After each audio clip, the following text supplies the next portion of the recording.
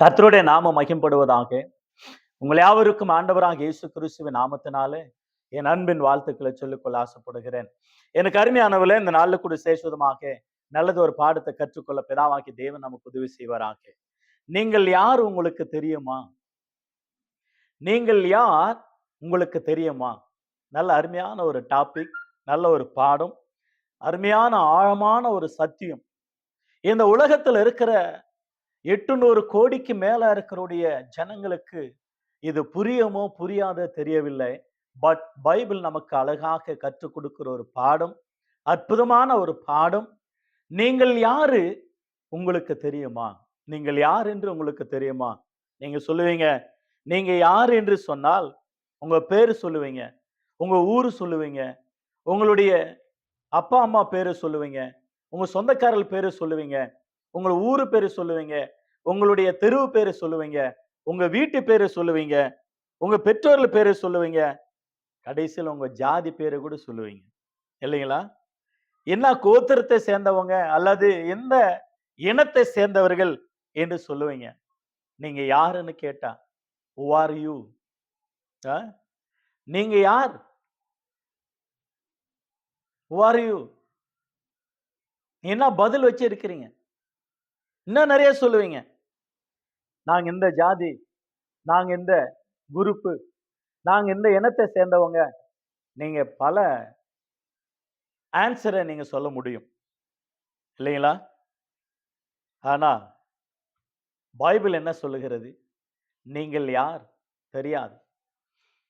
நீங்கள் யார் தெரியாது என்று சொல்லுவீங்க சில பேர். சில பேர் உங்களுடைய மதத்து பேரு, உங்களுடைய ஜாதி பேர்களை கூட சொல்லுவீங்க இல்லைங்களா? அப்போஸ்தலர் புஸ்தகம் 17ஆம் அதிகாரம், the book of Acts chapter 17 verse 26. ஆதியாக அப்போஸ்தலர் புஸ்தகம், அப்போஸ்தலர் நடபடிகள் 17ஆம் அதிகாரம் 26ஆம் வசனம். மனுஷ ஜாதியான சகல ஜனங்களையும் அவர் ஒரே ரத்தத்தினால தோன்ற பண்ணி பூமியின் மீது எங்கும் குடியிருக்க செய்து முன் தீர்மானிக்கப்பட்ட காலங்களையும் அவர்கள் குடியிருப்பின் எல்லைகளையும் முன் குறித்திருக்கிறார். மனுஷ ஜாதியான சகல ஜனங்களையும் ஒரே ரத்தத்தினால தோன்ற பண்ணினார். ஒரே ஜாதி, ஆண் ஜாதி, பெண் ஜாதி. தேவன் முதல்ல மனிதன் உண்டாக்கின பொழுது எந்த ஜாதின்னு பேர் வைத்தா? ஆதாம் ஏவாள். மனுஷர்கள், மனுஷ ஜாதி, ஆண் ஜாதி, பெண் ஜாதி. நமது சாயலாக நமது ரூபத்தின்படி மனுஷன் உண்டாக்குவோமாக என்று ஆணும் பெண்ணுமாக உருவாக்கி ஆண் ஜாதி பெண் ஜாதி தவிர வேற எந்த ஜாதியுமே கிடையாது உலகத்தில். ஆதியில தேவனுக்கு எந்த குலம், தேவனுக்கு எந்த மதத்தை சேர்ந்தவர் கிடையாது. அவருக்கே கிடையாது. அவர் உண்டாக்கின பிள்ளைகளுக்கும் கிடையாது. மனிதர்கள் பிரித்து வைத்துக் கொண்டவைகள் என்னென்னோ சொல்லுவாங்க பாருங்க. இன்னும் ஒரே ரத்தத்தினால இந்த உலகத்துல இருக்கிற அத்தனை கோடி மக்களுக்கு ஒரே ரத்தத்தினால தோன்ற பண்ணினார். நீங்க எந்த ஜாதியானாலும், நீங்க யாருன்னு கேட்டா நாங்குங்க அப்படின்னு பேர் சொல்லுவாங்க, ஊர் சொல்லுவாங்க, பெற்றோர்கள் பேர் சொல்லுவாங்க, வீட்டு பேர் சொல்லுவாங்க, அப்பா அம்மா பேர் சொல்லுவாங்க, அவங்களுடைய நாட்டு பேரு சொல்லுவாங்க, அவங்களுடைய பட்டணத்தை பேரு சொல்லுவாங்க. அதோடு கூட நாங்க எஸ்சி, நாங்கள் பிசி, நாங்கள் ஓசி, நாங்கள் காசி, இதெல்லாமா ஜாதி? ஒவ்வொருக்கும் ஒரு ரத்தமா ஓடுது. எல்லாருக்கும் ஒரே ரத்தம் தான், ஆண் ஜாதி பெண் ஜாதி. ஆனா ஆண்டவர் நம்மை அற்புதமாக ராயல் பீப்புள் என்றார், ஆசாரிய கூட்டம் என்றார், பரிசுத்த கூட்டம் என்றார். எவ்வளவு அற்புதமான ஒவ்வொரு பேர்கள் நமக்கு ஆண்டவர் வைத்திருக்கிற அற்புதமாக பரிசுத்த ஜாதி. தேவனை தொழுது கொள்ளும் போதெல்லாம், இவ்வளோ பெரிய தேவன் சமயமா வரும் பொழுது ஆண்டவரை தொழுது கொள்ளுகிற பெரிய ஜாதியை விட வேற எந்த ஜாதி பெரிய ஜாதி? பைபிள் நமக்கு அழகா கேட்கிறது ஒவ்வொரு கேள்வியாக. எனவே நான் டாக்டர், நான் கலெக்டர், நான் மேஷன், நான் வாட்ச்மேன், நான் போலீஸ், நான் எம்எல்ஏ, நான் எம்பி, நான் ஜனாதிபதி, நான் ஆக்டர், நான் ஹீரோ, நான் ஹீரோனி, ஆ? இன்னும் என்னென்னோ சொல்லுங்க. நீங்க சொல்லுங்க. நான் ஒரு நர்ஸு. ஆ? சொல்லுங்க, நீங்க சொல்லுங்க. நான் ஒரு விவசாயி. நான் ஒரு மாஸ்டர். சொல்லுங்க. நீங்க என்னென்ன பேர் சொல்லணுமோ அத்தனையும் சொல்லுங்க. நான் ஒரு actor, master, pastor, reverend, bishop, அப்புறம் பாஸ்டர், எவஞ்சலிஸ்ட் இல்லைங்களா? ஆர்ச்சி பிஷப், ஹீரோ, ஹீரோனிகள், ஆக்டர்ஸ்கள், டைரக்டர்கள், கதாநாயகி, கதாபாத்திரங்கள், கதாநாயகன், என்னென்னவோ பேருங்க. என்னென்னவோ பேருங்க சொல்றாங்க இல்லைங்களா? நீங்க சொல்லுங்க. உங்களுக்கு தெரிஞ்ச பேரெல்லாம் சொல்லுங்க. பிஎம், சிஎம், வார்டன், வாட்ச்மேன், நான் டைரக்டர், நான் ஒரு இயக்குனர். நீங்க என்னென்ன பேர் சொல்றீங்களோ அத்தனையும் இது பேர்கள் தான் ஆகும். உங்களுடைய பதவிகள் தான் ஆகும். நான் ஒரு டீச்சர், நான் ஒரு நடத்துனர், நான் ஒரு கப்பல் ஓட்டி, கேப்டன், விமானத்தை இயக்குகிறவன், விமானி, நான் ஒரு டிரைவர், நான் ஒரு கண்டக்டர், இன்னும் நான் ஒரு வியாபாரி, நான் ஒரு பிசினஸ்மேன், நான் கோட்டீஸ்வரன், ஐ ஆம் மில்லர். மில்லராரம், நீ ரைச்சஸ் மேனா இரு, நீ ஏழையா இரு, நீ பணக்காரனா இரு, நீ கோட்டீஸ்வரனா இரு. சொல்லுவாங்க கோட்டீஸ்வரன். நீ பெரிய பெரிய அம்பானியா, என்ன அதானியா, நீ டாடா பிர்லாவா சொல்லுவாங்க பாருங்க. இன்னும் என்னென்ன சொல்லணுமோ சொல்லுங்க. உங்களுக்கு தெரிஞ்சது இல்லைங்களா? நீங்க யார்? நீங்க யார்? நீங்க யாரா இருப்பீங்க? நீங்க தான் சொன்னீங்க இல்லைங்களா ஐயா? நாங்க அதுதான். நீங்க யார்? Who are you? ஆ? எங்க அப்பா, எங்க மனைவி, எங்க கணவன், எங்க பிள்ளைங்க, அவங்களுடைய அப்பா, அவங்களுடைய அம்மா, அவங்களுடைய தாத்தா, அவங்களுடைய பாட்டி, இப்படியெல்லாம் நீங்க வருஷப்படுத்தி இதெல்லாம் உங்களுடைய உறவு, உங்களுடைய பேரு, உங்களுடைய பதவி, உங்களுடைய அந்தஸ்து, உங்களுடைய அழகு, நீங்க இருக்கக்கூடிய இடம், ஊர் இவைகள். பட் நீங்க யார்?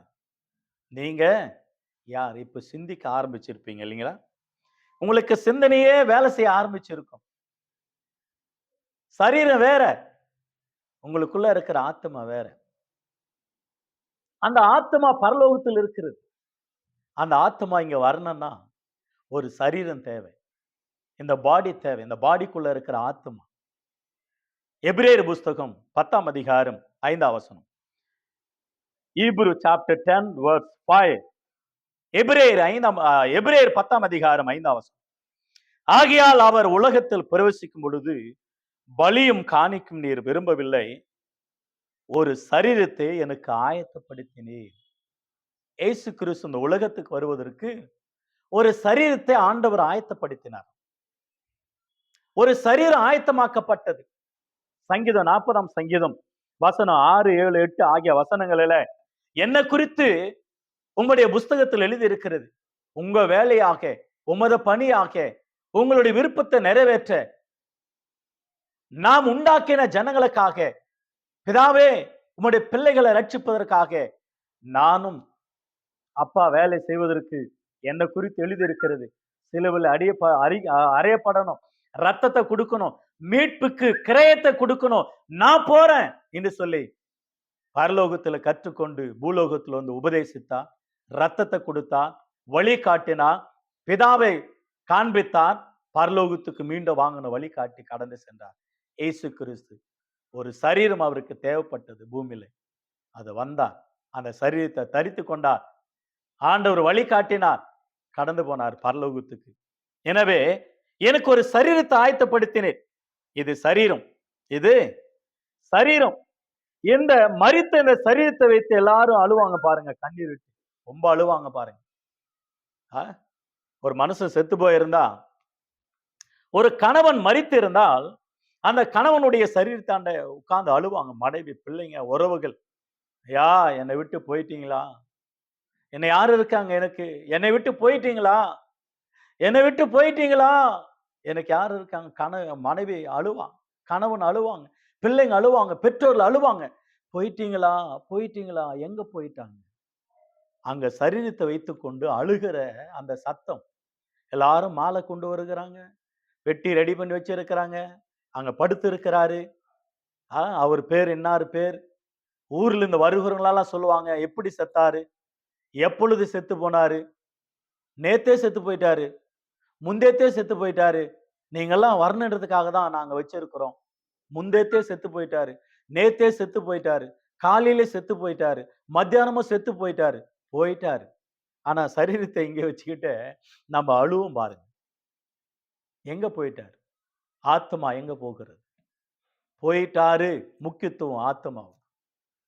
முக்கியத்துவம் அந்த ஆத்மாவுக்கு. போயிட்டாரு. எங்க போனாரு?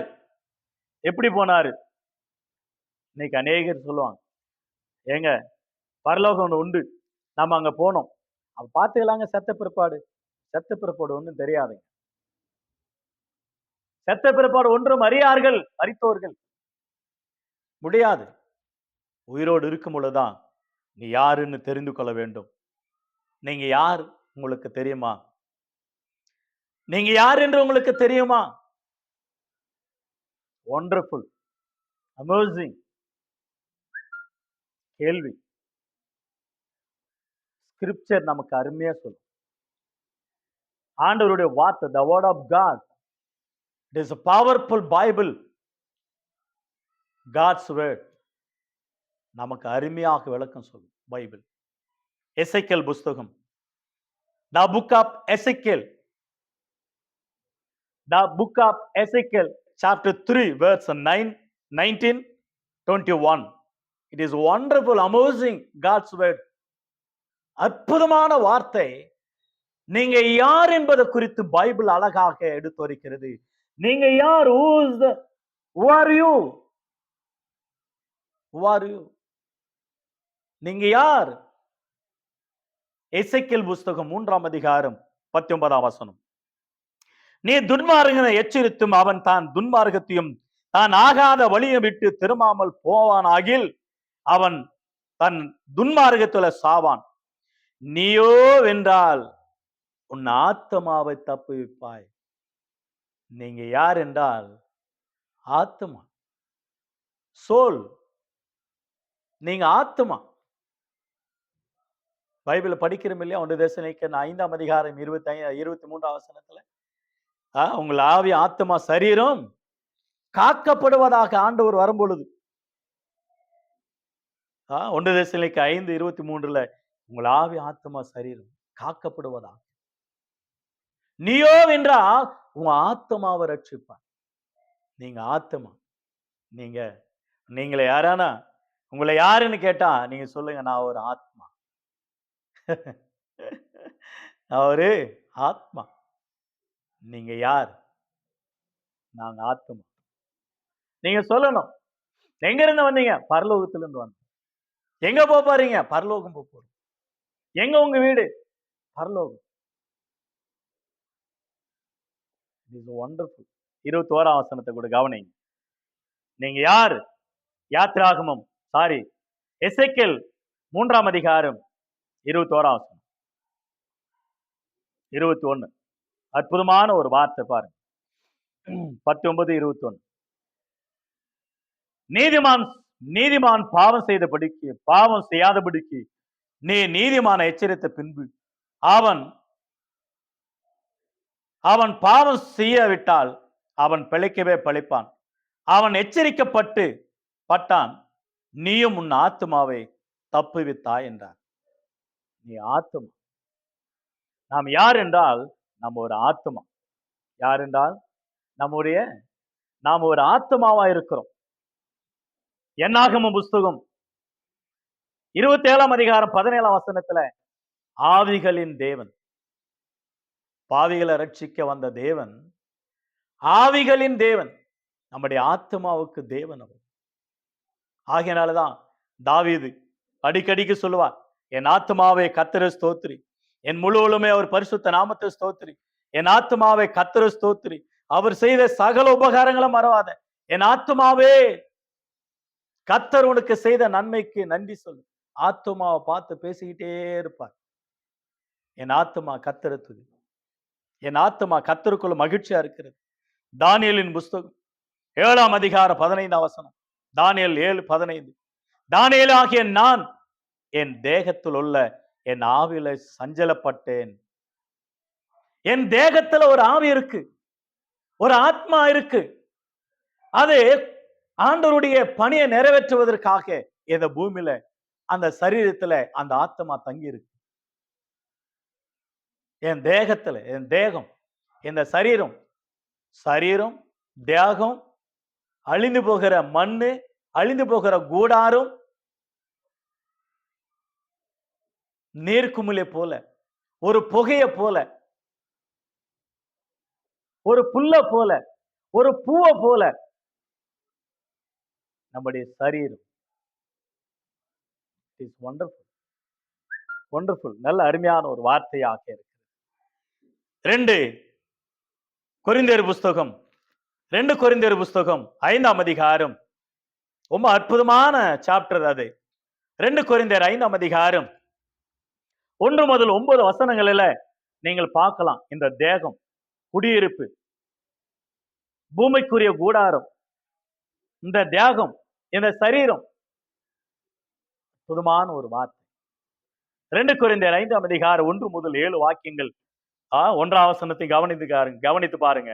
பூமிக்குரிய கூடாரமாகிய நம்முடைய வீடு அழிந்து போனாலும் தேவனால் கட்டப்பட்ட கைவேலை இல்லாத நித்திய வீடு பரலோகத்துல நமக்கு உண்டு என்று அறிந்திருக்கிறோம். ஏனெனில் இந்த கூடாரத்துல நாம் தவித்து நம்முடைய பரம வாசஸ்தலத்தையே தரித்து கொள்ளவும் மிகவும் வாஞ்ச உள்ளவர்களா இருக்கிறோம். 7ஆம் வசனம். இந்த தேகத்துல குடியிருக்கையில் கர்த்தரிடத்துல குடியிராதவர்களா இருக்கிறோம் என்று அறிந்தும் எப்பொழுதும் தைரியமா இருக்கிறோம். இந்த தியாகம், இது தியாகம், இது அழிந்து போகிற வீடு, இது ஒரு கூடாரம், இது ஒரு போர்வை. நம்ம பெட்ஷீட்டு போத்துகிற வண்ணமாக இது ஒரு போர்வை. கலைக்கிற ஒரு நேரம் வரும், எடுத்து போடுகிற ஒரு நேரம் வரும், இதை விட்டுட்டு போற ஒரு நேரம் வரும். ஆகவே சில நேரங்களில கனவுகள் வரும் பாருங்க. இந்த இந்த இந்த ஆத்மா வேற எங்கேயோ இருக்கிற மாதிரி, கடவுளோடு இருக்கிற மாதிரியோ, நம்ம சொந்தக்கார வீட்டுல இருக்கிற மாதிரியோ, ஊருக்கு போய் இருக்கிற மாதிரியோ, வேலை ஸ்தலத்துல இருக்கிற மாதிரியோ, எஜமான இடத்துல இருக்கிற மாதிரியோ, எங்கேயோ ஒரு இடத்துல நம்ம நண்பர்கள் மத்தியில் இருக்கிற மாதிரியோ, அந்த மாதிரியா ஒரு நாள் இந்த சரீரம் நம்ம இங்கதான் வீட்டுல படுத்து இருப்போம் பாருங்க. ஆனா நம்ம ஆத்மா எங்கேயோ இருக்கும். எங்கேயோ ஒரு கனவு, அந்த மாதிரி கனவு காணுவோம். நம்ம எங்கேயோ ஒரு இடத்துல இருக்கிற மாதிரி. அந்த மாதிரி ஒரு காலம் நம் மரித்த பிற்பாடு சரீரம் இங்கதான் கிடக்கும். அதை மண்ணுக்குள்ள அடக்கம் பண்ணுவாங்க. நம்முடைய ஆத்மா ஆண்டவர் ஆண்டு போகும். It is wonderful.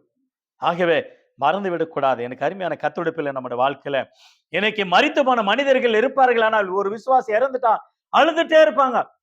விசுவாசிங்க வந்தாங்கன்னு வச்சுங்களா, ஐயா எங்க வீட்டுக்காரரு போயிட்டாரு ஐயா, பாருங்க ஐயா, பாருங்க ஐயா, பாருங்க ஐயா. பாஸ்டர் விசுவாசிங்களோடு வந்தாங்க, ஐயா எப்பா, வீட்டுக்காரனை பார்த்து சொல்லுவாங்க அம்மா, எம்மா ஏந்துக்கோ ஏந்துக்கோ எப்பா, பாஸ்டர் வந்திருக்கிறார் சோத்திரம் பண்ணு, பாஸ்டர் வந்திருக்கிறார் ஒரு பாட்டு பாடு, பாஸ்டர் வந்திருக்கிறார் ஒரு ஜபம் பண்ணு. எப்பா எம்மா, ஐயோ என் சாமி ஏந்துக்கோ எப்பா ஒரு பாட்டு பாடு. உயிரோடு இருக்கும்போதே பாட்டு பாடல, ஜபம் பண்ணல. செத்த பிற்பாடு பாஸ்டர் வந்துகிறாரு பாரு, பாஸ்டர் வந்துகிறாரு ஏந்துக்கேப்பா, எப்பா ஏந்துக்கோ பாஸ்டர் வந்துகிறாரு. அவங்க எந்த தெரியும் அந்த சரீரத்துக்கு, அந்த ஆத்மா ஆண்டவர் ஆண்டு இருக்கு. இவர் அந்த சரீரத்தை பார்த்து சொல்லுவோம், பாஸ்டர் வந்துட்டாரு எப்பா ஒரு பாட்டு பாடு எப்பா, கைத்தட்டு எப்பா, சோத்திரம் பண்ணப்பா, ஜபம் பண்ணு. அந்த சரீரம் அப்படியே படுத்து கிடக்கு. இன்னைக்கு நிறைய பேர் சபைகள் இல்லை, சொன்னா கூட புரியுறது இல்லை பாருங்க. உணர்வு, அந்த உணர்வே கிடையாது. ஓன்னு அந்த சரீரத்தை பிடிச்சு கந்தரகோலமா பண்ணுவாங்க. குடிச்சிட்டு ஆடுறது, ஏய் தூக்காதடா, நிக்க வைடா, எங்க மாமனை பார்க்கணும், எங்க வீட்டுக்கார பார்க்கணும், எங்க அப்பாவை பார்க்கணும், எங்க மச்சானை பார்க்கணும், எங்க அக்காவை பார்க்கணும், வைடா அதட்டுவாங்க. டான்ஸ் போடுவான், குடிப்பான், கும்பாலம் போடுவான், சண்டை போடுவான். அந்த சரீரத்தை அடக்கமே பண்ண விட மாட்டான் பாருங்க. அவனை 4 சாத்துவாங்க. ரொம்ப கஷ்டம்.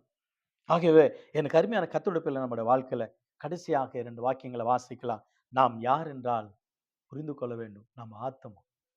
நாம் யாரு? ஆத்துமா. ஆகையினாலதான் மத்தேயு 6ஆம் அதிகாரம் 9 முதல் 13 வசனங்கள் அந்த பரலோக ஜெபம். அந்த ஜெபத்துல இயேசு கிறிஸ்து கற்றுக் கொடுக்கிறார். என்ன சொல்றாரு? பரமண்டல இருக்கிற எங்கள் பிதாவே, பரலோகத்தில் இருக்கிற எங்கள் அப்பா. நமக்கு அப்பா யாரு? பரலோகத்தில் இருக்கிறார். அதேதான் மலாக்கி புஸ்தகம் 2ஆம் அதிகாரம் 10ஆம் வசனத்துல நாம் எல்லாருக்கும் ஒரே தகப்பன், பிதாவாகி தேவன் தகப்பனா இருக்கிறார். 1 கொரிந்தியர் 8ஆம் அதிகாரம் 5ஆம் வசனம் 6ஆம் வசனத்திலும் பூமியிலும் பூமியிலும் வானத்திலும் தேவர்கள் என்னப்படுவர்கள் உண்டு, ஆனா நாம் உண்டாக்கினவர் தேவன் ஒருவரே. நாம் எல்லாருக்கும் தகப்பன் ஒருவரே. நாம் எல்லாரும் சிருஷ்டித்தவர் ஒருவரே. இந்த பூமியில தேவர்கள் என்னப்படலாம், கடவுள்கள் என்னப்படலாம், தெய்வங்கள் என்னப்படலாம். தெய்வம் யெகோவா தேவன், பிதாவாகி தேவன், கர்த்தராகிய இயேசு கிறிஸ்து நமக்கு தெய்வமா இருக்கிறார், ரட்சகரா இருக்கிறார். 2 கொரிந்தியர் 6ஆம் அதிகாரம் 18ஆம் வசனத்துல 2 கொரிந்தியர் 6ஆம் அதிகாரம் 18ஆம் வசனத்துல அற்புதமான ஒரு வார்த்தை சொல்லப்படுகிறது. தேவனுடைய ஆலயத்துக்கு விக்கிரங்களுக்கு சம்பந்தம் எது? நான் அவர்களுக்குள்ள வாசம் பண்ணி அவர்களுக்குள்ள ஒலாவி அவர்கள் தேவனா இருப்பேன், அவர்கள் என் ஜனமா இருப்பார்கள் என்று தேவன் சொன்னபடி நீங்கள் ஜீவனுள்ள தேவனுடைய ஆலயமா இருக்கிறீர்கள். தேவனுடைய ஆலயம், தேவனுடைய பிள்ளைகள், தேவனுடைய வீடு, தேவனுடைய பண்ணை, தேவனுடைய சபை, தேவனுடைய சரீரம், தேவனுடைய ஆத்மா. நம்ம ஆத்மாவா இருக்கிறோம். மறந்து விடக்கூடாது. நான் கலெக்டர், நான் அப்படியா இப்படியா என்னென்னவோ சொல்லுவாங்க. நீங்க அதெல்லாம் உங்களுக்கு கொடுத்த பேரு, உங்களுக்கு கொடுத்த ஊரு, உங்களுக்கு கொடுத்த அந்த பட்டம் பதவிகள். நான் ஒரு ஞானி, நான் ஒரு சயின்டிஸ்ட். நோ, நீ ஒரு ஆத்மா. யார் என்றால் ஆத்மா. சங்கீதம் 82ஆம் சங்கீதம் 1ஆம் வசனத்துல தேவர்களுடைய ஆலயத்துல தேவன் எழுந்திருக்கிறார். 6ஆம் வசனத்துல ஆண்டவருடைய பிள்ளைகள் தேவர்கள். 82ஆம் சங்கீதம் 1ஆம் வசனம் 6ஆம் வசனத்துல தான் நீங்க தேவர்கள். அதுதான் யோவான் 10ஆம் அதிகாரம் 34 35ல தேவனுடைய வேதத்தை ஏந்தினவர்கள், தேவனுடைய பிள்ளைகள், தேவர்கள் என்னப்படுவார்கள்? இயேசு கிறிஸ்து சொன்னார், நீங்க தேவர்கள். இந்த உண்மை சாத்தானுக்கு தெரிந்தது ஆதியாகமத்துல 3ஆம் அதிகாரத்துல. நீங்க அந்த கனியை புசித்தால் நன்மை தீமை அறிவீர்கள், உங்கள் கண்கள் திறக்கப்படும், தேவர்களை போல இருப்பீர்கள். உண்மைதான் சொன்னா. ஆனா ஆவிக்குரிய கண்கள் மூடப்பட்டது, சரீர கண்கள் திறக்கப்பட்டது. நன்மை தீமை என்னது என்று அறிந்து கொண்டார்கள். அவர்கள் நிர்வாணிகளா இருந்ததை அறிந்து வெட்கப்பட்டார்கள். தேவர்களை போல இல்ல, விசுவாசிகளா மாறிவிட்டான். இன்னைக்கு அந்த தேவனை போல மாறணும். தேவனிடத்துல போனோம்னா தேவனை போல மாறணும். அவர் பரிசுத்தர், நாம் பரிசுத்தவான்களா மாறணும். அவர் நீதி உள்ள தேவன், நம்ம நீதி உள்ளவர்களா மாறணும். அவர் இருக்கிற இடமே பரிசுத்தம், அவர் பேரே பரிசுத்தம். நம்முடைய ஆண்டவர் பரிசுத்தரா இருக்கிறார். ஆகினால நீங்கள் யார் என்றால் தேவனுடைய பிள்ளை. நீங்க யார் என்றால் தேவர்கள். நீங்கள் யார் என்றால் நீங்கள் பரிசுத்தவர்கள். நீங்கள் யார் என்றால் ஆத்மா. நீங்க யாரு? ஆத்மா. நீங்க யாரு? ஆத்மா. ஆகையினாலதான் பிரசங்கி 12ஆம் அதிகாரம் 7ஆம் வசனத்துல ஈவிதமா மண்ணானது மண்ணுக்கு திரும்பும், ஆவியானது ஆத்மாவானது தன்னை தந்த தேவனிடத்திற்கு கடந்து போகும். பிரசங்கி 3ஆம் அதிகாரம் 21ஆம் வசனத்துல வாசிக்கிறோம், உயிர எழும்பும் ஆவி, உயிர வானத்துக்கு ஆண்டவருடைய சமூகத்துல போகிற ஆவி. அதனால்தான் லூக்கா 23ஆம் அதிகாரம் 46ஆம் வசனத்துல இயேசு கிறிஸ்து சிலுவையில மரிக்கும் பொழுது, பிதாவே உம்முடைய கரங்களை என்னுடைய ஆவியை ஒப்பு கொடுக்கிறேன் என்று ஒப்பு கொடுத்தார். கமிட், ஒப்பு கொடுத்தார். என் ஆவியை உம்முடைய சமூகத்தில் ஒப்பு கொடுக்க. ஆவிகளின் பிதா, ஜோதிகளின் பிதா, ஆத்மாவுக்கு அவர்தான் தகப்பன், உத்தரவாதம். எனவே எனக்கு அருமையான கத்துடுப்பில் நம்முடைய வாழ்க்கையில சங்கீதங்களின் புஸ்தகம் 31ஆம் சங்கீதத்துல கூட வாசிக்கிறோம். 31ஆம் சங்கீதம் 5ஆம் வசனத்துல, சத்தியபரனாகிய கர்த்தாவே என் ஆவியை உம்முடைய கரத்துல ஒப்பு கொடுக்கிறேன். 31ஆம் சங்கீதம் அற்புதமான ஒரு வார்த்தை பாருங்க. 5ஆம் வசனத்துல வாசிக்கிறோம், உம்முடைய கையில என் ஆவியை ஒப்பு கொடுக்கிற சத்தியபரனாகிய கர்த்தாவே நீர் என்னை மீட்டுக் கொள்ளும். ஆதியாகமம் 2:7 பிதாவாகிய தேவன் பூமியின் மண்ணினாலே மனுஷனை உருவாக்கி அவன் நாசில் ஜீவ சுவாசத்தை ஊதினார். அவன் ஜீவாத்மாவானான். ஆத்துமா, ஜீவாத்துமா, சாதாரணமான ஆத்மாவல்ல, ஜீவாத்மா. நீங்கள் மனுஷன் என்றால் ஆத்மா, சோல். மனுஷன் என்றால் தேவனுடைய பிள்ளைங்க. மனுஷன் என்றால் தேவர்கள். மனுஷன் என்றால் மறுலோகத்துக்குரியவர்கள், பரலோகத்துக்குரியவர்கள். ஆத்துமா எதென்றால் ஆத்துமா. இந்த பூமியில வந்த நம்ம அந்நியர்கள், பரிதேசிகள், உறவுகள், நம்ம வீட்டுக்கு வந்து போற உறவுகள் மாதிரி அந்த பூமியில நம்ம இருக்கோம். அதனால்தான் 1 பேதுரு 2ஆம் அதிகாரம் 11ஆம் வசனம், எபிரேயர் 11ஆம் அதிகாரம் 13ஆம் வசனம், 1 பேதுரு 2ஆம் அதிகாரம் 11ஆம் வசனம், எபிரேயர் 11ஆம் அதிகாரம் 13ஆம் வசனத்துல நாம் அந்நியர்கள், பரிதேசிகள், நம்ம பரலோகத்துக்கு சொந்தக்காரர்கள். இந்த பூமிக்கு சொந்தக்காரர்கள் அல்ல, நாம் பரலோகத்துக்கு சொந்தக்காரர்கள். It is citizenship in our citizenship heaven. நம்ம பரலோகத்துக்குரியவர்கள், நம்ம ஆண்டவருடைய பிள்ளைங்க. Who are you? Soul. நீங்க சொல்லணும், நீங்க யாரு? உங்களுக்கு தெரியுமா? நான் ஆத்துமா. நீங்க யாரு? ஒரு ஆத்துமா. ஆகவே நல்ல அருமையான ஒரு செய்தி. சிந்திப்போம், செயல்படுவோம். கர்த்தர் நமக்கு உதவி செய்யட்டும். நீங்க யாருன்னு கேட்டா இன்னைக்கு தெரிஞ்சது உங்களுக்கு. நீங்க யார்? நீங்க யார் என்ற நல்ல ஒரு பாடத்தை கற்றுக்கொண்டு கர்த்தர் நமக்கு உதவி செய்யட்டும். ஆண்டவருடைய நாமம் மகிமைப்படட்டும். God bless you all. God bless you.